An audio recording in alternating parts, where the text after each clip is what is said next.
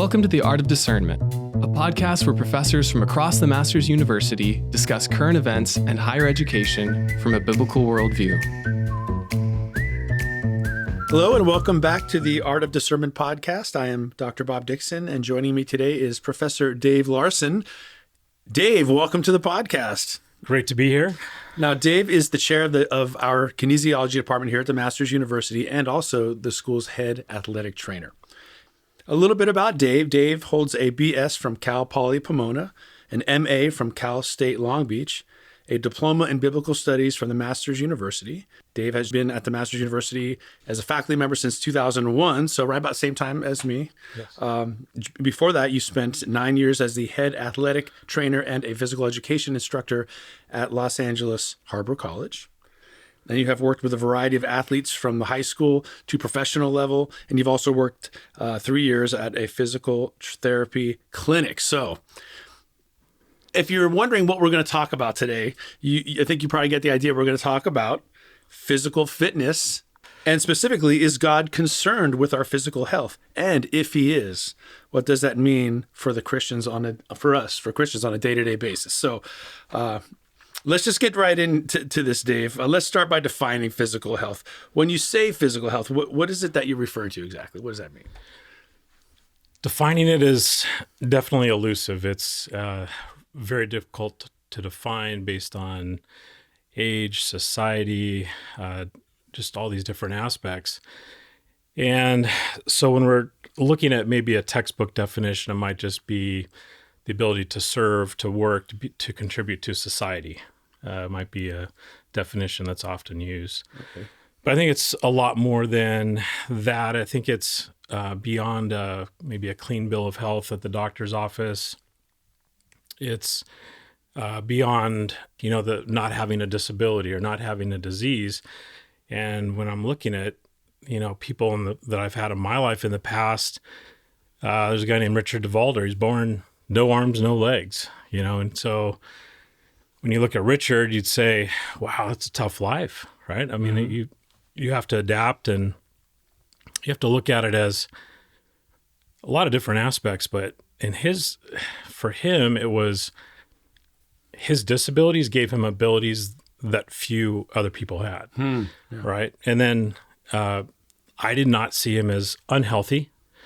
He didn't see himself as unhealthy. As a matter of fact, on the back of his wheelchair, it said, "Look, Ma, no hands."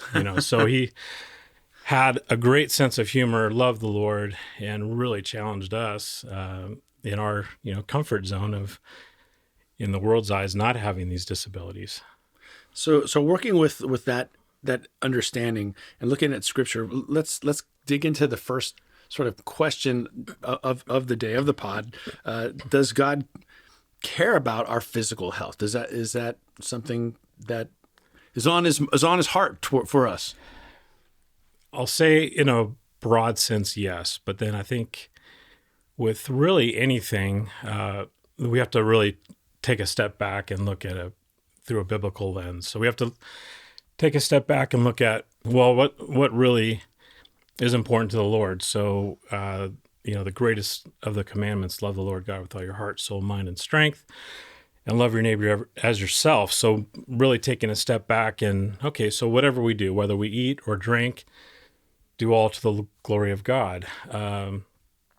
Also, when I think about that, I think, well, if we can eat and drink to the glory of God, we can certainly exercise and move and work and all that to the glory of God too. There is a commandment, or just a strong command against gluttony, though. I think that idleness is certainly looked down upon by Paul, and not being productive, having basically like food as your idol or things like that, I think is definitely looked down upon. And so when you look at it that way, and also, back then, I don't think exercise was really as much of a concern, because just to draw water and prepare meals and all the things that just had to be done to sustain the family life and to work in a more maybe agrarian society, you're 8,000 to 8,000 steps was nothing, really, right? I mean, so that's my goal, 8 to 10,000 steps a day. Yeah. For them, that might have just been before noon, right? So, and they're taking care of animals and land and and all that. And so we really, nowadays in our society, we're like, okay, well, we got to take a step back here and think, oh, we're relatively inactive, right? And with COVID, we're definitely inactive, and hopefully, getting moving. But I think looking at 1 Corinthians, our body is a temple, going, over and over again, Paul talks about that, and also, taking care, it's stewardship, right? It's the body is what the Lord has given us to take care of. And so there's a lot of aspects of that, and we'll talk a little bit maybe later about, well, how healthy is healthy enough or not healthy, and getting that balance there. But all that is important. But finally answering your question here maybe is, I think there needs to be some eternal aspect to a pursuit of exercise. So exercise can be a tool, just like a lot of other things, for worship, say prayer walks, discipleship, evangelism, all that. Exercise can be a great tool to connect with other believers, connect with non-believers. And so I think in that sense, it can be or have an eternal perspective. Whereas if it's the pursuit of to look better, it's vanity, as Ecclesiastes says, just, the body's temporal and you're just trying to take care of it, and it's very myopic. It can be far more than that. I think there can be an eternal value of exercise if it's a tool for worship and serving. Let's talk about the thing you mentioned in your answer. You said maybe we'll talk about later. Let's talk about it now. Let's talk about that balance, because I think that's something I wonder myself, and perhaps our listeners do too. If you talk about time, it takes me a lot more time to stay in good shape now in my 50s than it did in my 30s, right? But how much time is too much time? How do you approach this as a Christian, the balance between, say, well, why I'm doing it, or what's the purpose behind all of this? Yeah, I think if it's a pursuit that's taking time away from family and church life and, again, worship and serving others, then that's really become a pursuit that's unhealthy. It's become an idol. On the other end of the spectrum, again, you have the gluttony and maybe self-indulgence and things like that are extremely unhealthy on the other side of things. So that's on the spiritual side. On the physical side, there's definitely a law of diminishing returns. And so as we try to really, it's easy to overdo it, and like you said, as we age, overdoing it is just a recipe for overuse injuries and things like that. And you'll get that feedback, when you can't get out of bed the next morning and things like that. So I think that balance there is really examination. Has it become an idol? Is it a, again, vain pursuit? Is it a very internal look that I'm doing this for myself and to be a better self? And I think that's an unhealthy, part. But if we're doing the exercise in order to, for the motivation of stewardship and for the motivation of worship and serving others, I think you really have something there. We certainly don't live in a culture in the 21st century that ignores physical health, just in a broad sense. But as a believer walking through this, trying to find that balance, you can feel guilted into it, right? Is there a point where you've just this pressure from society to look to here's the model of what you should look like, right? What would you say to someone who maybe is wrestling with trying to meet a certain image that's been put out there by not scripture, but by society? Right. It's strong. It was media, social media, all of that. Obviously, you have an image in mind of what healthy looks like. But again, I don't think you can separate the mind and the soul really from physical health. So going back to what is really healthy. Well, going back to my friend Richard, okay, so in his appearance, it would seem, wow, from the world's perspective, unhealthy, maybe with a disability, yet you're around him and you think he's the healthiest guy you've ever met, right? So because he's just loves the Lord and has used his special abilities in a sense to really minister to a lot of people, similar to Johnny Erickson Tata. But that balance there is really interesting, and not having that idol of this certain image that really needs to, again, be balanced with self-examination. Why are you doing what you're doing? What is the motivation behind it? And really the proper motive is a foundation for a proper motive is the foundation for, and should be your motivation for what you're doing.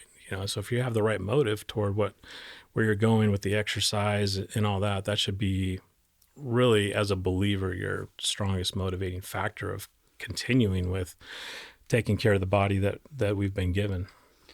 Sometimes I think for me, exercise can be even a financial motive because I don't want to buy new clothes. Correct. Like, okay. Yes. How can I move this button anymore, or do I need to?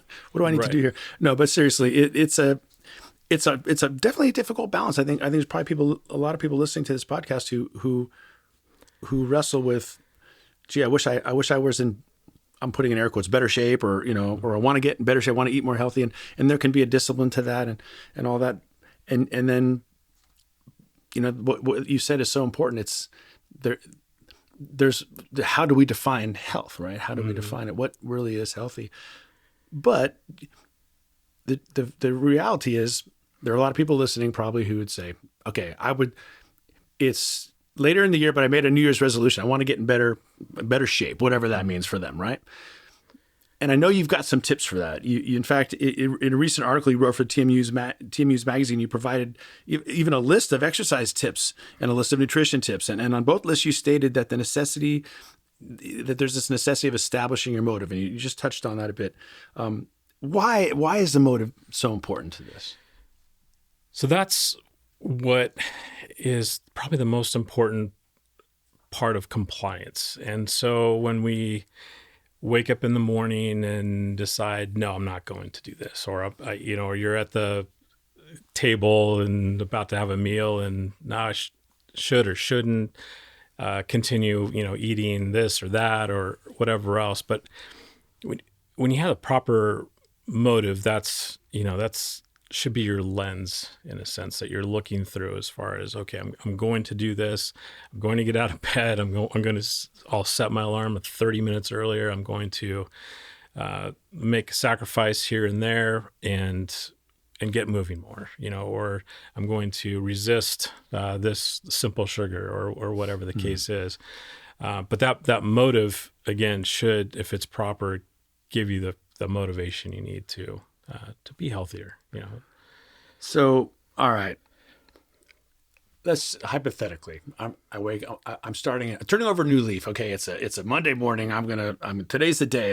I'm gonna change my trajectory physically here in the next 9 months or something like that. So, what's the number one mistake that people that would say what I just said would maybe make when they approach exercise? Let's get to it. All right. So I'm going to say that in a weird way, you almost have to be fit to do certain exercises, which is almost like the business major that is trying to get a job and you need 2 to 3 years of experience to get that job, right? So it's, well, what does that mean? Well, it starts slow. And so if you have a goal to go out and run, I think you need a certain level of fitness. So when you get to a certain age, of course, kids don't have to worry about this as much. That's just part of their normal routine, hopefully, is to be very active. But at a certain age, to say, I'm going to all of a sudden go and start a running program. Well, you need to build up to that, right? So it's walking, and maybe it's a 15 to 20 minute pace per mile, and you're just taking your time doing that, and your pace increases, and the number of hills you climb and descend increase, and eventually your legs are strong enough, maybe stairs, things like that, to where running is an okay option. But I think the number one mistake is jumping into something that's just volume, intensity, load, just too much. And then you hurt yourself on the first day. Say, see, Right. I told you it was not a good idea for me to exercise. Where's my lazy boy? Right. Or it's happened to me too. Period of inactivity for a while, and then it's so intense, your immune system drops and you're sick on day 2 or 3. It's kind of an interesting thing. You get a little cold or something like that.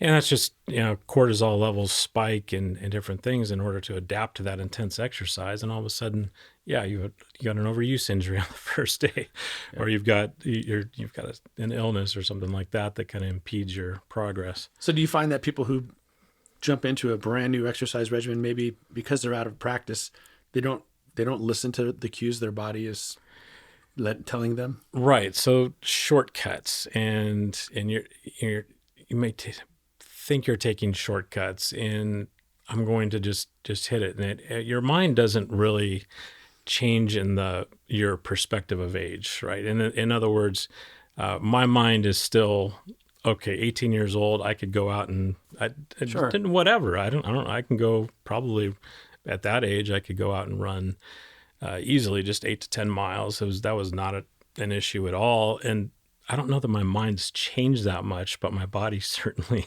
has. Mm-hmm. And so wisdom, listening to the body and knowing, you need to be a little more gradual as we age, and not go out and not listen to those cues that the body's given us. So then there's the other side of the equation, which is the what we eat side of it, right? What would be the number one piece of advice, or maybe I'll rephrase it. What's the thing that most people tend to overlook in terms of their nutrition? I'll say convenience is probably the biggest issue. It's in our society, you have convenience stores. You have the ability to get something in a wrapper very quickly and consume it. And not to say everything in a wrapper isn't healthy, but at the same time, preparing thoughtfully a meal and thinking that through, what exactly is best with ratios of maybe lean proteins and then, good fats, healthy fats, mono and unsaturated fats, things like that. And carbohydrates aren't bad in and of themselves. That's what our body prefers. It can run a lot of other fuels, as a matter of fact, but our brain definitely like 600 calories of carbohydrates a day. So having that balance really of carbohydrate, fat, protein is really essential. And there's healthy options for all 3 of those. And our body really needs all 3 of those. I've found whenever I, embark on a kind of nutrition or fitness regimen, I don't do too well on my own. When my wife and I have done it together, for example, been much more successful. I have a workout buddy or something like that. How important is accountability in all of this? I would say for the 1% that are intrinsically motivated, that many, huh? you're probably okay. But there is definitely something to that, having a partner, having someone that's there, if you're not really motivated that day, that person's going to get you there. If they're not, you're going to get them there. And that, again, going back to exercise as a tool for discipleship and fellowship and all that as believers it's a great tool. And so that having that accountability with, maybe it's not a person, nowadays we have all these electronic devices, obviously, that count our steps and flights of stairs and whatever else. And that can be used a little bit too with that accountability and say, did I hit my mark today or not? But I definitely prefer someone else, someone else that you're kind of bouncing things off of. As long as you're careful, right? I would advise listeners to be careful who they ask to be their accountability partner. Like if you say, okay, if you ask your wife, I want you to hold me accountable to eat right. You're asking her to do something that is going to put some throw some strain into things, right? Correct. Yeah, I would agree with that. Probably finding a good good friend at church or something, it may be a good, maybe better option. Right. Yes. So what other tips can you share with people who, as far as exercise goes? I know, okay, don't start too fast. You've got that. That's good. And listen to your body. What other tips might you share? So I'll say ground-based activities. So if you're going to go and start exercising, ground-based activities in which you're training movements, not muscles. Okay, so what that means is take a bodybuilder and they're isolating their biceps and their quadriceps and their hamstrings, and it's all for appearance, not so much for function, right? So when I'm going to advise someone on an exercise routine, my goal is overall health, and that may be someone that's aging to decrease what we call faller status, or the number, chances of them falling, we're trying to decrease that, or decrease their cholesterol levels, or, something internal, right, something that is decreasing injury, illness potential, things like that. And so training movements, I'm allowing that person to reach better and pick things up off the ground better, and to get in and out of a car better, and things that are, potentially as we age, could start to wear on us. But so there's that component of that exercise. It's ground-based, it's training movements, and it has a flexibility component, it has a balance component, it has a strength component, really all combined. And there's exercises like that have all that combined in there. And so there's efficiency in what we, choose. We don't have to exercise for an hour and a half. We can exercise for 20 to 30 minutes. I think a lot of times time constraints, I just don't have enough time. Well, you do a couple exercises here and there that have a balance, strength, and flexibility component. It's good. It's beneficial. So do you have any examples of types of exercises maybe that kind of fit that description? Sure. So balance, strength, flexibility, all in one. Really, lunges, squats, really combine those. So if you're doing those properly, if you're going to a certain range of motion, there's a balance component. Certainly with the lunge, you have a stagger step. One foot is in front of the other. So there's that balance component. You have the strength component because you're lowering your body and lifting it back up. But again, so you have your flexibility because you're moving through a range of motion, hopefully into a deep pattern. You're getting that balance because you're in a stagger step. But you're also controlling your body movement, going up and down. Squats, like I said, same thing. You're not quite as much of a balance component there, but you're moving through a range of motion. It's strength. You have balance there. And so just those simple movements, but those really mimic what we do on a daily basis. That's getting in and out of a car and chair and things like that. And again, assisting us with whether it's reaching something over our heads or getting something off the ground, and decreasing our faller status, as I mentioned earlier too. I've always wondered, the difference between, that you got your strength exercise, your cardiovascular, aren't they combined though? Because there are times when, like you mentioned, squats, if I'm engaging a large muscle group, like your quads or something, like your legs, I do that a few times, I'm breathing hard. Right. So is there a cardiovascular element to the what you just described? Certainly. The stronger, you think of power, strength, and muscular endurance, kind of these three different outputs that a muscle can do. So power is basically strength over time. Strength, it would be more of an absolute amount of weight that you can lift, but not over time like power. And then muscular endurance, how long can you continue? Like an NFL combine, put 225 pounds on a barbell, and how many times can you lift it? Muscular endurance. There's a strength component to that, though. There's some power component. They're all really three intertwined. The stronger I am, in a sense, really the more muscular endurance I have, because every load that I lift is really less intense for me as I get stronger. So they're all three really very much combined, but I might have in my training program, depending on who I'm working with, it would be, what's the priority? Is it more power? Is it more strength? Is it more muscular endurance? I'm going to use all three, but what is the really the priority of what that maybe athlete needs? What about on the food side? What tips would you share? You mentioned watch out for things in a wrapper. I know, there are certain things I'll eat and I go, yeah, this is probably not a good choice right now, but I'll make it this one time, right? I'll order the fries and not the salad, But beyond that, what would you recommend? Well, advising athletes for the last 30 years, I've tried to just really narrow it down. Like what do you look for when you're going around the salad bar line? What do you look for when you're going up and you have maybe 3 choices in the cafeteria or on the menu if you're on the road? And so what I'll say is a variety of colors of fruits and a variety of colors of vegetables. So so you have your, blues, greens, oranges, even like whatever, black olives, all these different color options. And really the different colors have the different vitamins and minerals that are packed into that nutrient. So that's one thing. And then really fueling what your day looks like.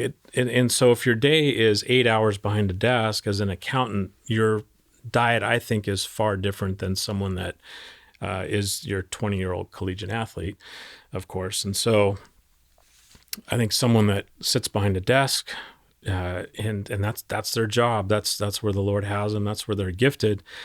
I'm going to go a little bit less carbohydrate and more on the protein side with certainly some fat, but really keeping the carbohydrate as you're inactive, keeping that carbohydrate level down. Whereas someone that is really active, not to say that the body can't take a high protein diet and whatever else, and that it's amazing what the body can do, as a matter of fact. But if someone is exercising an hour and a half to 3 hours a day, I'm pushing them closer to 55 to 65% carbohydrates in their diet, with sufficient amount of protein to recover, but then sufficient amount of fat, because the fat has these other nutrients inherently in them that are going to help in the recovery process also. And fat is fuel, 100%. If you're in long activities, your body can't run on carbohydrates forever. Only about 2,500 calories to run on there. So when you say fat, do you mean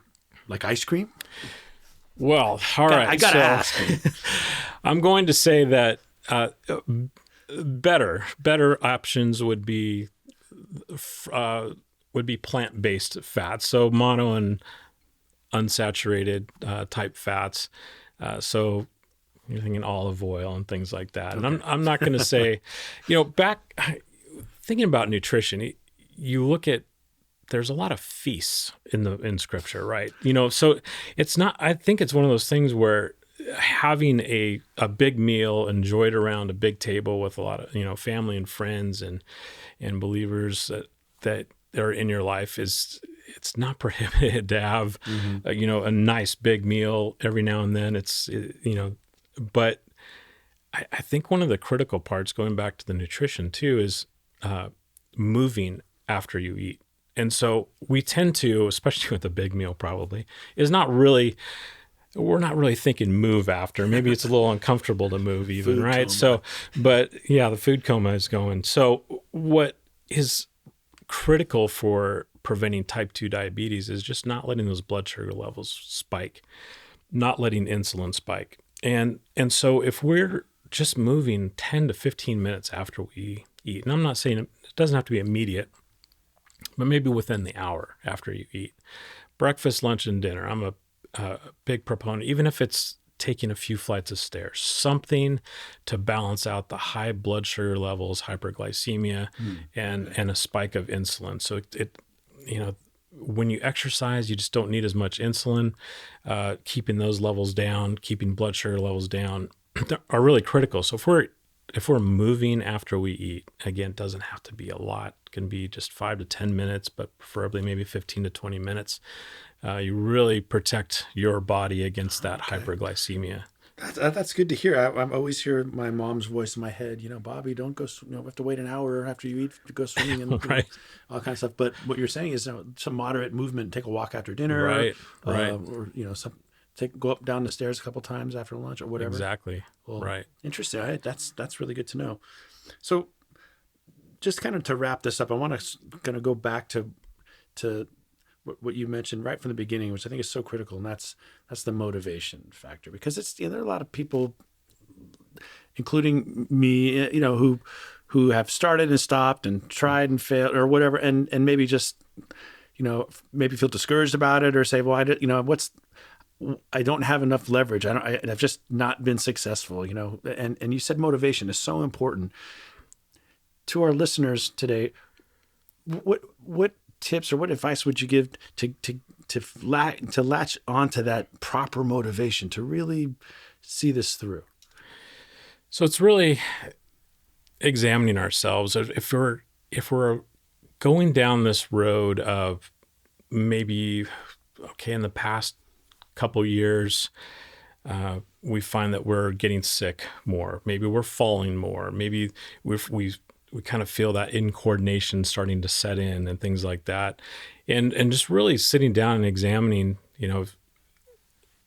am I going more toward a healthy state, or at least keeping the aging process in check as best as we can? Is that going on, or am I going down this road of being more unhealthy? Am I going down this road of that might be inhibiting my ability to serve others and things like that? So I think that's something that, we're called to examine ourselves, and, where are we at in our faith in 1 Corinthians and other areas. I think that's, part of it, the stewardship, really thinking about, hey, this is the body that the Lord has given us.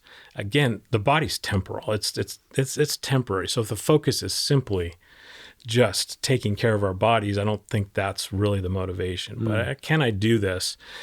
Is my motivation really have some eternal perspective to it? Yeah. And like I was saying, discipleship and fellowship and even evangelism, and using that exercise and trying to get that hopefully healthy state back, or getting that healthy state of the body, and it's a win-win, right? So we're doing that. What Paul says, exercise or physical fitness has some benefit, but it's all about really an eternal perspective. Our spiritual health, of course, is far more important. But there's some benefit, Paul says, in it, and really looking to see what that benefit is, and constantly examining ourselves. I think that's critical. That gives us some motivation. That gives us that ability to really have that compliance toward eating right, and keeping moving. I remember hearing our chancellor, Dr. MacArthur, tell the story that once in a while he would simply deny himself the ice cream sundae after a meal or wherever, just to let his body know who's in charge, And I've always remembered that. I always thought that was great, just as an act of discipline sometimes. And that can motivate you good, right? Exactly. That's really, there's this movement right now that's more fasting. So intermittent fasting is kind of getting to be a big deal right now, and just the health for GI tract to endocrine system to a variety of systems of the body. And I think that's a big part of it is, can I sit down? Can I have this in front of me? On the nutrition side, can I have a certain thing in front of me, or I go to the store, I go to a restaurant, and can I have the self-discipline to not have that? And on the exercise side, can I move? Can I go from a state of being sedentary to movement? It's kind of like one is action, one is inaction. Do I have the discipline to do both those things? So try it, right? Pick that thing and say, today, for me, it would be gummy bears. Today, I'm just not gonna have that today, and see if I can have some victory with that one thing, and then build on that, right? I agree. I think that's a great place to start. We all have our weaknesses, here and there, and to deny yourself is certainly part of self-discipline. Well, Dave, this will be fun because I often run into you in the cafeteria, so now I know that you'll be eyeing my tray to say, do I see any? How's he doing today? Now, speaking of accountability here, now when I go up to the cafeteria, all eyes are on what's on my plate here. So I'll have to make a couple passes here and there around the well, dessert tray. We all do.